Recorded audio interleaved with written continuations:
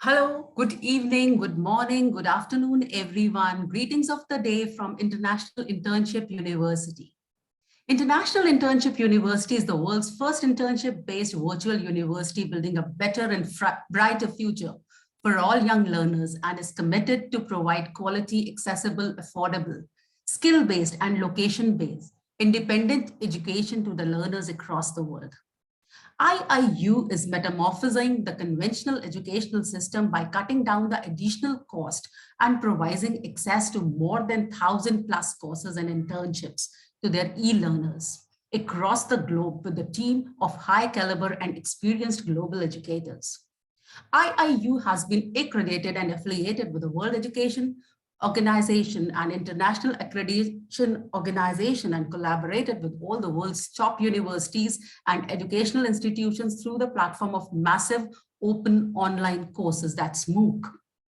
IIU provides various certificates and diploma courses, including graduation, post-graduation, diploma, post-graduation courses, honorary doctorates, and IIU has received many accreditations as per international standards for its innovation, vision, creative ideas, research, and white paper publication.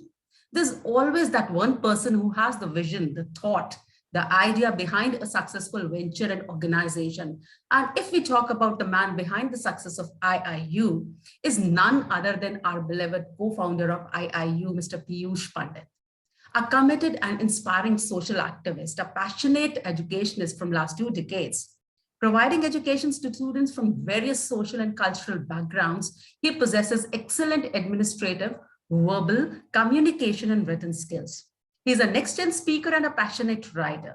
The versatile Piyush Pandit is the founder of Swarn Bharat Parivar and chairman of Piyush Group. He concocted the world's first virtual internship university during a pandemic, the International Internship University, that's IIU. So IIU is a change, IIU brings the change, and IIU is revolution. So this is Reetika Bhandari, and I'm there to talk about a lot the new education policy.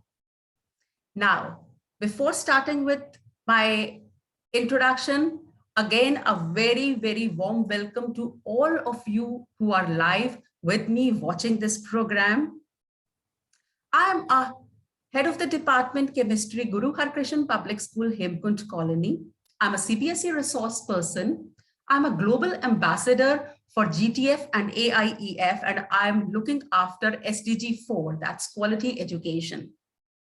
And as we turn to a new education policy, I think it's very, very important for all the educationists to understand the meaning of NEP, although from last 2 years, we have been hearing about it a lot, but I want to bring it to a new, fresh perspective. So that was the reason we are actually doing this program. So I'll just be sharing my screen and we'll just start with this NEP 2020.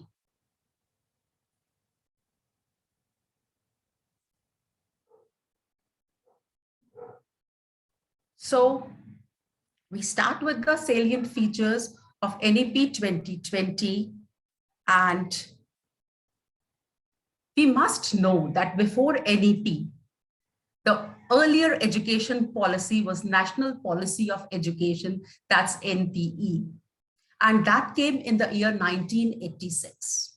It was further modified in 1992, and then Right to Education Act that came into existence in 2009. So we can just understand that this is 34 years old thing which we are following. And really we want to bring a change in this. And for that reason, on 29th July 2020, a new national education policy came into being. Now, this national education policy has very important aspect, which is called quality education.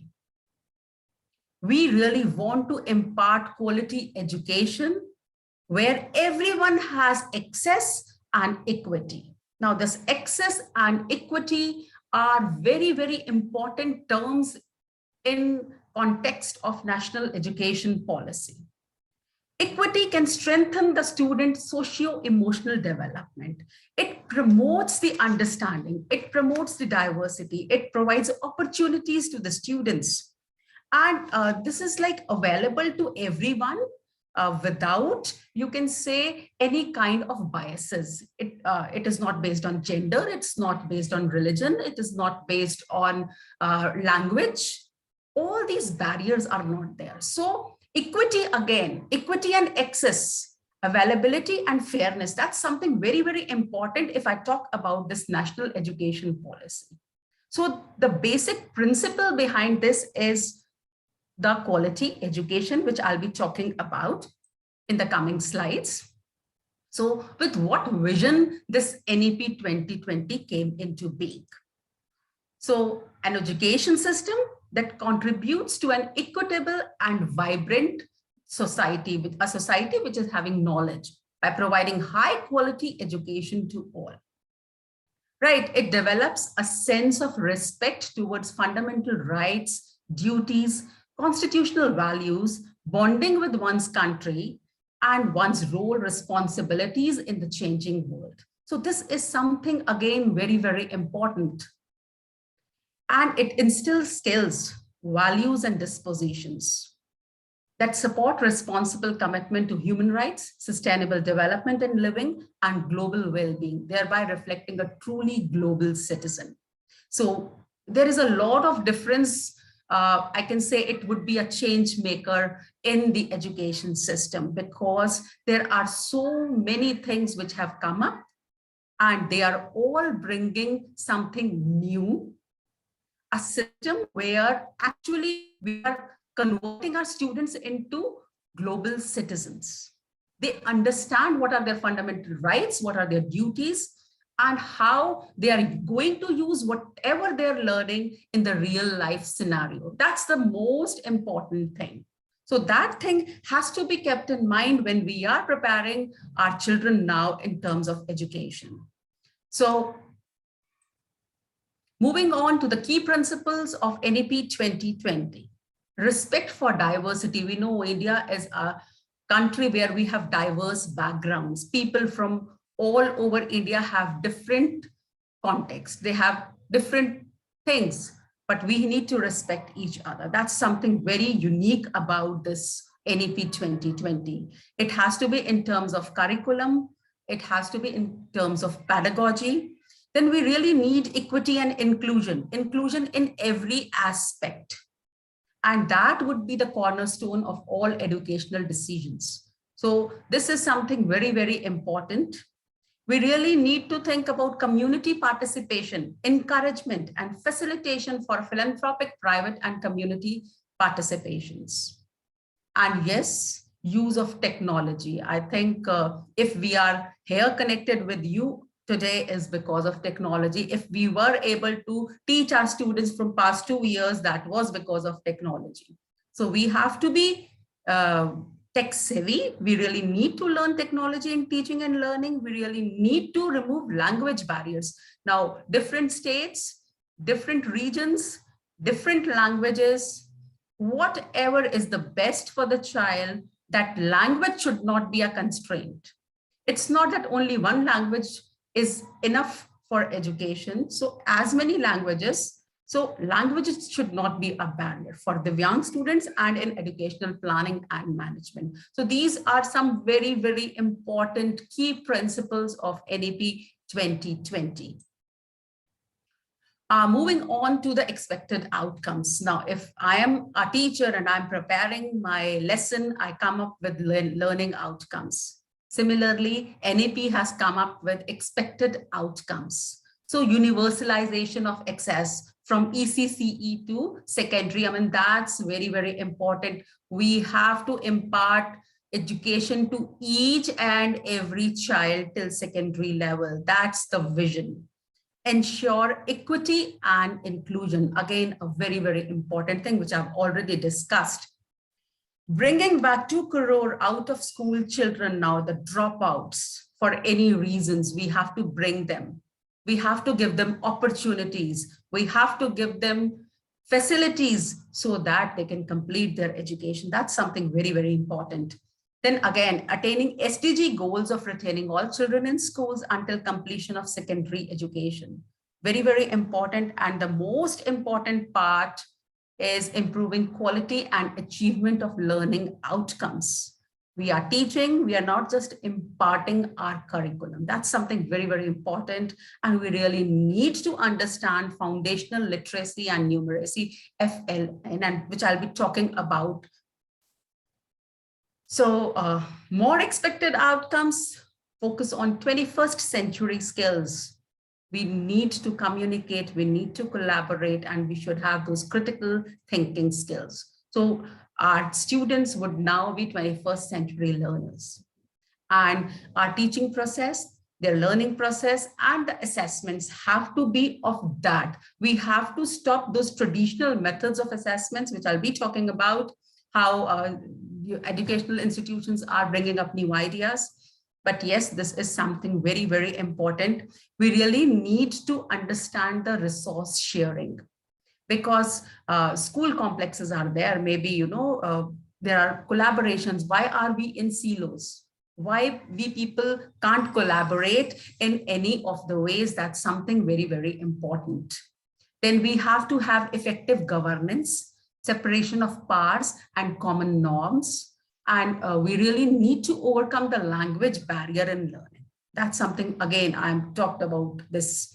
Common standards for public and private school education. So whether it's a public school, whether it's a private school, the standards have to be same. And that's what we talk about equity, because, we give them the same curriculum, but the facilities, if in any of them is lacking, then the child is not getting whatever we want to impart. So this is something really very important. Now, ensuring universal access to education at all levels. Now, again, this is very, very important aspect. And how this can be done, building schools. So whether they are government or they are non-governmental philanthropic organizations, schools are must. Because if we have the infra only, then we are able to understand that we can send those 2 crore students who are dropouts to the schools. Again, learning outcomes. So yes, what is the learning outcome? Whatever topic I'm teaching, I really need to understand that the outcome has to be very, very important. We have to bring back dropouts. That's something very important. And we really need to have alternative centers and innovative education centers. Peer tutoring, now, so that is suitable for all categories, business and personal presentations. This is something really important, because when we are talking of assessments also, when we are talking of flipped classrooms also, peer group is important, how the child is interacting with the peer group. So, teaching their peer, assessing their peer is something very, very important in this particular education policy, which we have to bring in with our students. Just not the teacher who is assessing, it's just not the teacher who is teaching, but we really need to understand peer tutoring. So this is something very important to be kept in mind when we are preparing now our lessons. After this, yes, all of us know earlier we had a 10+2 system. But the new pedagogical and curricular structure is 5+3+3+4, and 3 years in Anganwadi, preschool, and 12 years in school. Now, this is something very, very important. Why? Because earlier the foundational things were not kept into consideration. Why? Because the most of the development of the brain of a child takes place up till the age of 6 to 8 years. And in rural areas, what happens? The child is not sent to school, the preschool, whatever facilities we are getting in our cities. The child is not sent. He or she joins the school at the age of 5. So what happens? The development has already taken place. And at that stage, the education system becomes a barrier for the child. So we really need to understand that foundational stage is very, very important, and it has to be multi-level, play, activity-based learning. Then preparatory stage. Preparatory stage is like playing, discovery, activity-based, interactive classroom learning. Then we have the middle stage. Now, middle stage, we have experiential learning in science, mathematics, arts, social science, and humanities. And then comes our 4 years of class 9, 10th, 11th, and 12th. We are talking about multidisciplinary study, greater critical thinking, and student choice of subjects. So that I'll be talking about. Then now we don't have the silos of, having a science or a commerce or a arts.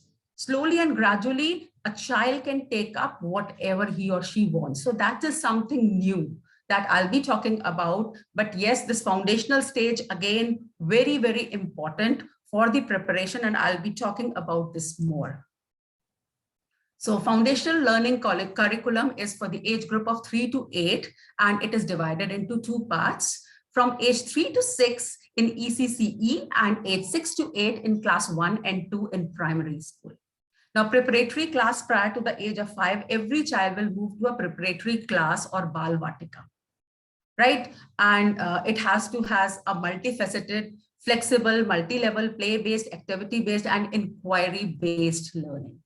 This is very, very important because suppose a child comes to your school and the child does not know these basic things, then you have to prepare a module, 3-month module where the child will be learning all these and then move to class 1.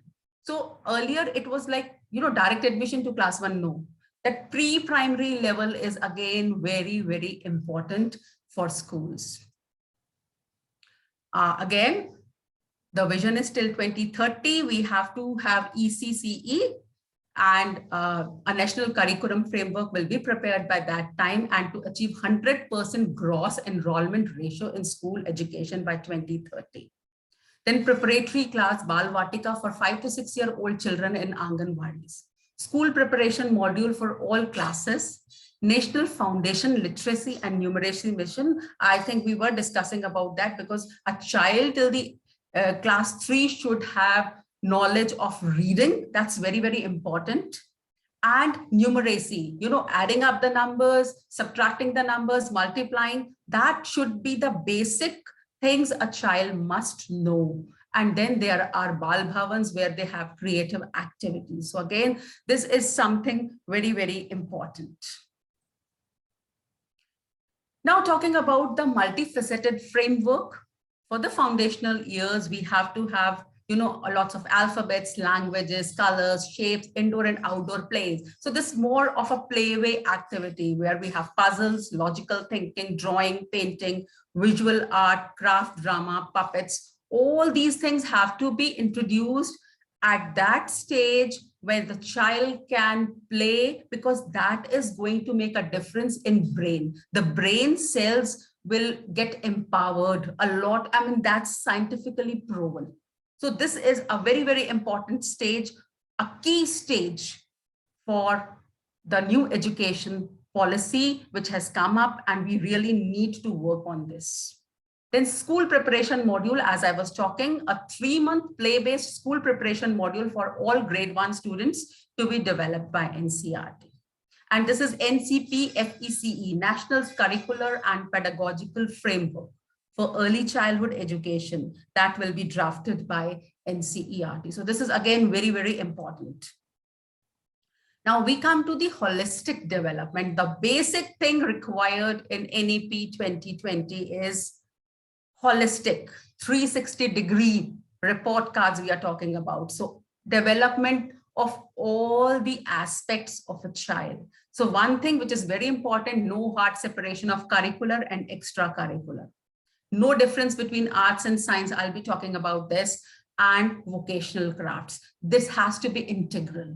We have to bring all these things in school, right? And we have to integrate Indian culture and ethos. See, we are getting technology, we are getting modernized, but yet we are anchored to our traditions. That is the basic concept of this education policy. So we have to introduce culture to our students, and we have to move for technology. There won't be any silos between anything. Innovative pedagogies to be explored, such as experiential teaching, learning methods, book promotion policy and digital library, holistic report card, use of AI for identify specific aptitude of child, vocational education integration from primary grade and a 10 days no bag days. Now this again, for middle classes 6 to 8, this is something very, very important, bagless days, where the child is not carrying bags. He or she is exposed to whatever they are interested, develop those skills. It's just not the curriculum. So they will be given internship with local trades, craftsmen. Maybe, they're learning carpentry, they are using they want to learn something from the plumber, maybe from a jewelry maker or something, whatever comes to their mind, and the school has to provide all these things. And then Lok Vidya, again, this is a very, very important aspect where local artists as master instructors in schools. So they are coming, they are having those clusters in schools where they are introducing whatever basic, skills they have, they are sharing with the students. So the main focus is skill development. We are not running after certifications. What we are looking for is skills, and that is the holistic development. So reduction in curriculum. So curriculum has to be reduced to its core essentials. That's something very, very important. Not the humongous syllabus and the child is not able to do it. No, the syllabus has to be reduced to the core essentials. And what is the main focus? The focus is critical thinking, discovery, discussion, inquiry, analysis. That's something very important. Questions from students will be promoted. Experiential learning, again, very, very important. A child learns from the experience. Now, sometimes what happens when we do some experiments in the classroom, we say experiential learning has been done. No. Experimental learning is different. Experiential learning is different. There are various ways. I mean, we can take a session on experiential learning. There are various ways, but what a child learns from the experience, what he reflects, and that is something which is very, very important. It has to be fun way so that the child doesn't feel that he or she is burdened.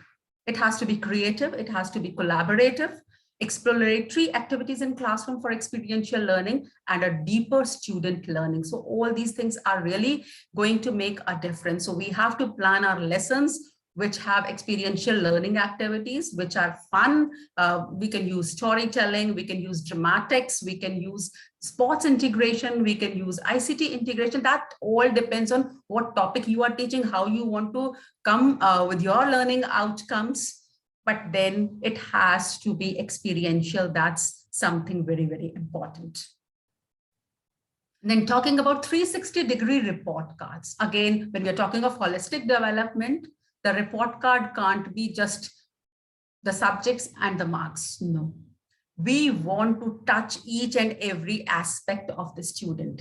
And because of that, the state and UTs have to redesign the progress cards in schools to make them holistic, 360-degree, and multi-dimensional. Now, the cards to reflect the progress and uniqueness of learner in cognitive, socio-emotional, and psychomotor domains. So all these domains have to be covered when we are assessing. It's just not the marks to be reflected in the report card. The progress and project-based and inquiry-based learning, quizzes, role play, group work, portfolio to be included in report card. The holistic progress card will be actively involving parents also. So it's just not the teacher who is assessing, it's the peer assessment, it's the parent assessment also. So this is something new which is coming up, and parents are a part of this assessment. Peers are the part of assessment, and even the child itself is the part of assessment, because self-assessment is also introduced in this. So this is something very, very important in our new policy. Now, moving on to, again, integrating vocational education at all levels. So this is skill gap analysis. The child has learned, but not able to apply, then it is of no use. So that's the reason why vocational education is very, very important. A child has learned complete electricity, but the child doesn't know where electric fuse is at his home. What's the use of that education? So we have to talk about the skill gap analysis. We have to talk about the open distance learning mode courses. And I think IIU is doing a wonderful job in that. Exposure to vocational education by 2025, at least 50% of the learners shall have exposure to vocational education. So these are something very, very important and new. It has to be adapted by schools slowly and gradually. And then practice-based curriculum for classes 6 to 8, especially when we talk about the bagless days and all. So this is something very, very important. Then integrating again, Lok Vidya. That's the knowledge developed in India, and that would be accessible to students. Students must know what is around them.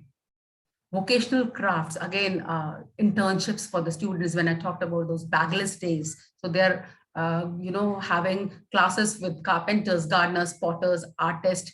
So that's something very important. And the framework has to be skills framework, and this is being designed, right? So this is something very, very important. Again, online and digital education. When we are talking of online and digital education, I think in this pandemic, it has been a savior for all of us. Inclusion and access. So it's not just the city children who are getting all the things, but I think reaching out to each and every remote area through digital education, we have to find ways. And digital platforms, ongoing ICT-based educational initiatives, they need to be expanded so that each and every child gets this. Because we are talking of universal access, so I think this is the area which needs to be worked upon. Then content creation, digital repository, and dissemination technology, integration in teaching, learning, and assessment. So I think platforms like Diksha and all are doing a wonderful job in this field. And emphasis on effective models of blended learning. Again, coding has to be started at primary level. So when we are exposing our children to all this technology, I think they would come out to be the best. So this education is again going to have a lot of importance. Then timelines for implementation of NEP 2020. So there are certain guidelines like guiding set of national professional standards for teachers, which is like 22-23. It has to be set up, then attaining universal foundational literacy and numeracy, especially by grade 3 students.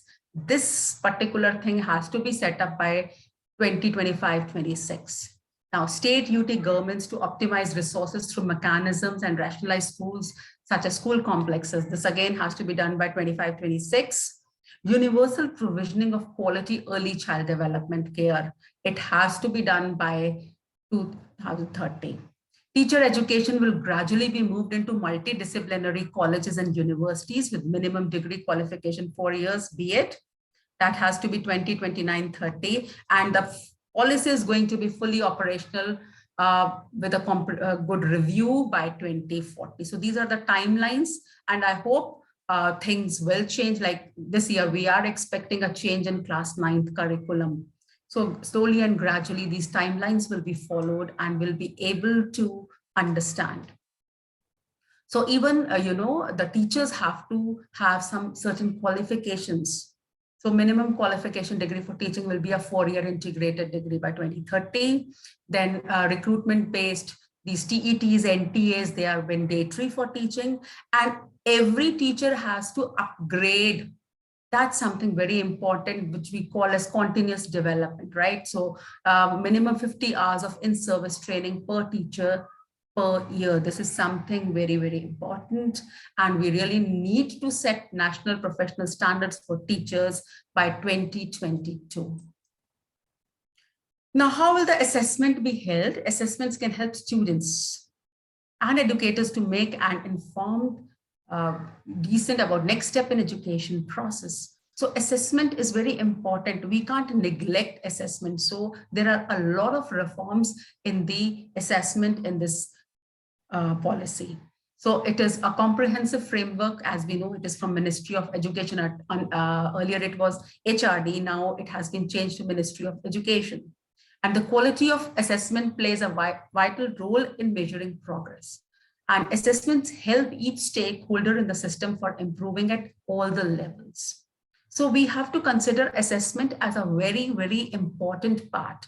And NEP recommends transforming the assessment system to promote development of students. So we really need to change the way we used to take up assessments earlier, and now what are we going to do?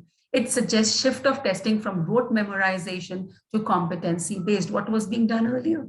The child was, mugging up and vomiting it out in the examination hall. That is it. Now, no more. So now we are moving on to semester systems. We have some term 1 and term 2, then talking about the holistic report cards, talking about peer assessments, talking about self-assessments. So many new things. And when I'm talking about competency based, now what does competency means? A competency means that how whatever has been taught is used in the real life scenarios. This is again very, very important. So we have to actually emphasize on conceptual understanding rather than rote learning or learning for exams. So this is something important when we are teaching or we are assessing. We really need to understand unique capabilities, recognizing, identify them in each student. So every child is unique. We can't compare, right? So, but each of them has some positive things. We have to really recognize in what field the child can be the best. Again, critical thinking and creativity to encourage logical decision-making and innovation. And a continuous review based on sustained research and regular assessment by educational experts. So this has to go on and we have to improve on these lines. So one thing which is being done is setting up of National Center for Performance Assessment Review and Analysis of Knowledge. And this is called as PARAK. I just love the acronyms which are being used, and they are so meaningful and they are resonating with exactly what we want. So setting norms, standards, and guidelines for assessment and evaluation. This is very, very important. Guiding the State Achievement Survey, that is SAS, conducting the National Achievement Survey, that's NAS, and monitoring achievement of learning outcomes in the country. These are very, very important. Another thing which has come up is SAFL. So structured assessment for analyzing learning. Again, this is a nudge system towards competency-based learning and measures the school performance on key competencies. Very, very important. Identifying areas of academic intervention for support and management. So for this reason, this has been done, and this would be done for class 3, class 5, and class 8. Now, don't misunderstand that this is going to be a board exam.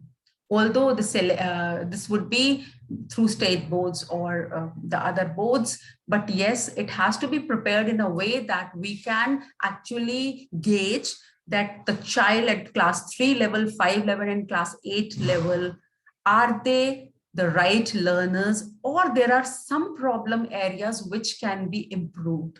That's the basic reason for introducing this. And the data that will be provided by the schools will be used for continuous monitoring and improvement. Now, this thing has been taken up from some Western countries who are actually doing it right from the beginning.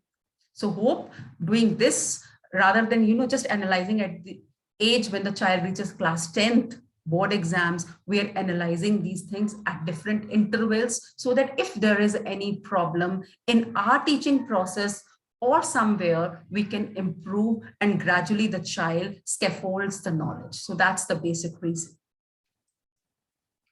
So focus on LOs, competencies, and subject integration. Again, a very, very important thing. So LOs are the learning outcomes.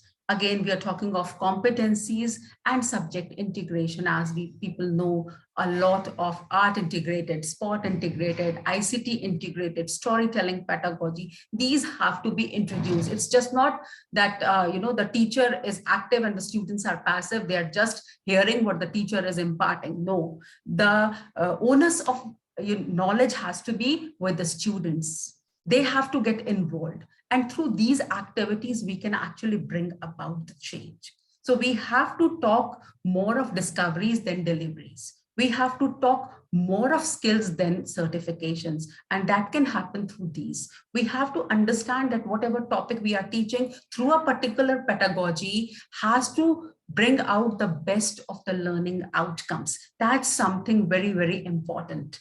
We really need to develop scientific temper in our students. That's something very important, because inculcation of knowledge and practice of human and constitutional values like patriotism, sacrifice, non-violence, truth, honesty, these moral values are very important.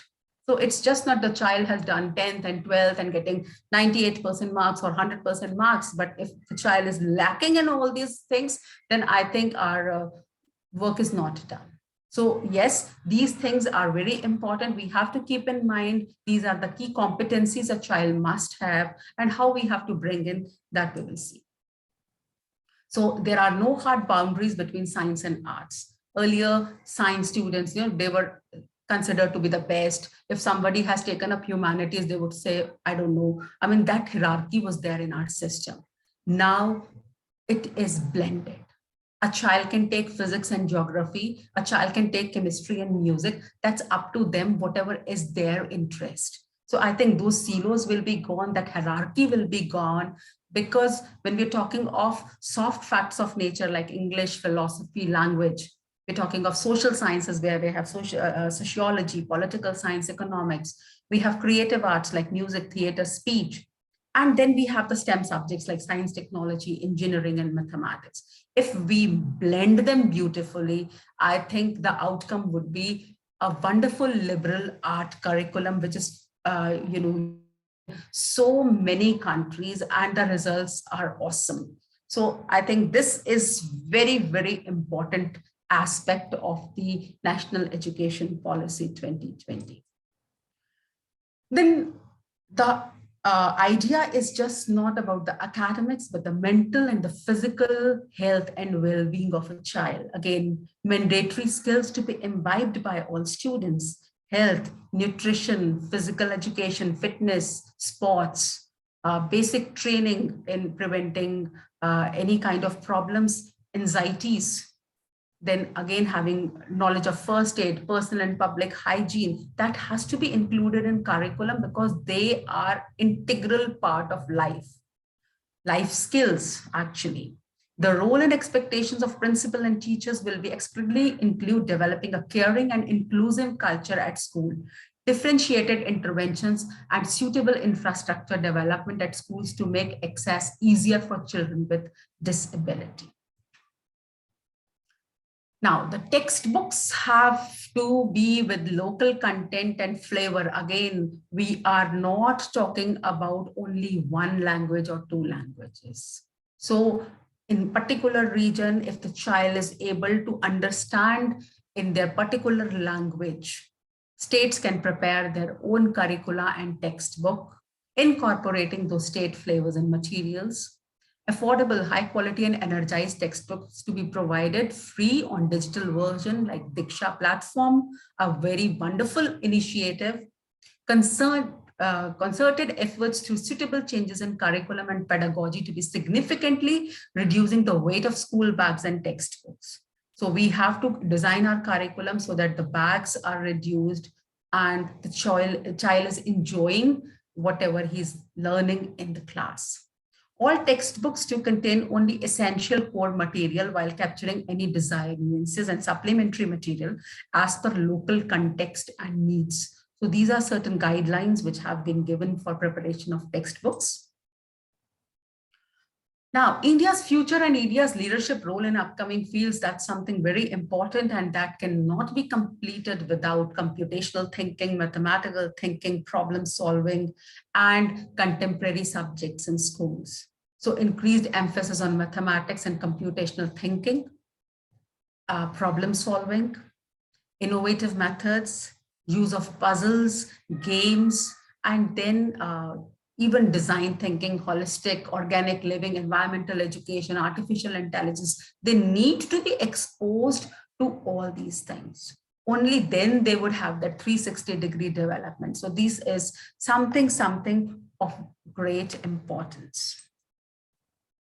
Multilingualism, I already talked, that medium of instruction up till grade 5 can be their home language, mother tongue, local language, and preferably till grade 8 also.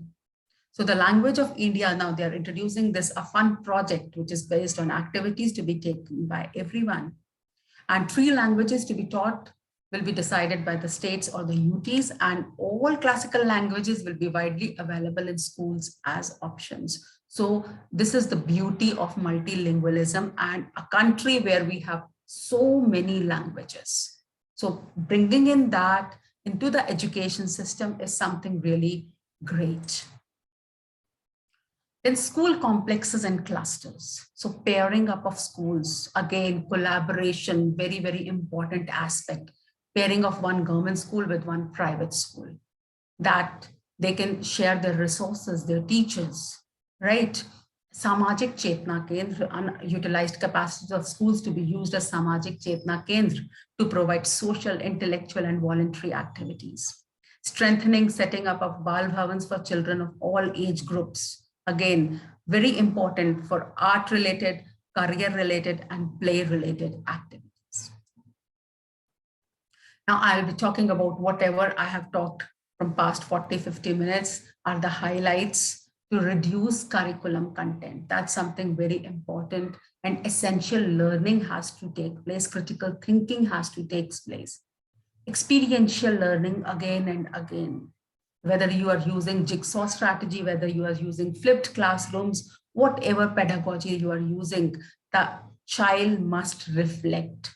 Reflection is the key for experiential learning. So even if they are doing it wrong for once and then coming back, that's okay. This is how they'll experience and they will learn. Empower students through flexibility in course choices. So a lot of courses are there for the children to find it whatever that interests them. They can take up that. Multilingualism, I think I have said a lot about that.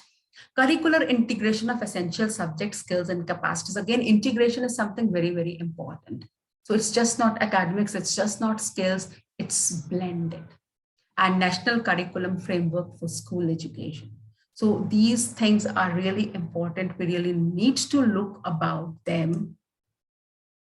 Then, yes, we started with this curtailing dropout rates and ensuring universal access to education at all levels. This is something really important highlight of our NEP 2020.